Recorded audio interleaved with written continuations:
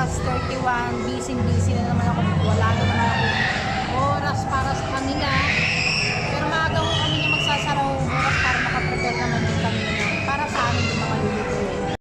Ayan po yung aking bunso at saka tong bunso kong lalaki. Bali 3 hours yung binayaran namin dito, pumapatak ng 400 per head. Kasama na ang bawat isang bata, may isang bantay na rin din.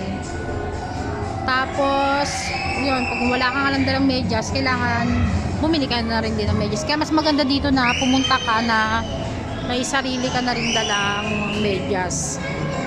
Yan, ganyan po siya kaluwag. Kami yung halos dito yung unang-unang dumating, dahil maaga po kami dumating dito sa SM Manguno. Ganyan po siya kaluwag.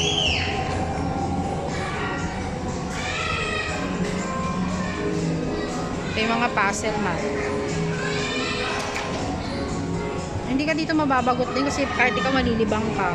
Kahit saan pwede ka nang umupo. Kahit nga sa sahig pwede ka umupo kasi malinis naman siya. Yun nga lang pag ganitong edad, ganito ka bata, talaga kailangan susundin. Kasi kanina dun yung parang buhangin, muntik na niyang kainin.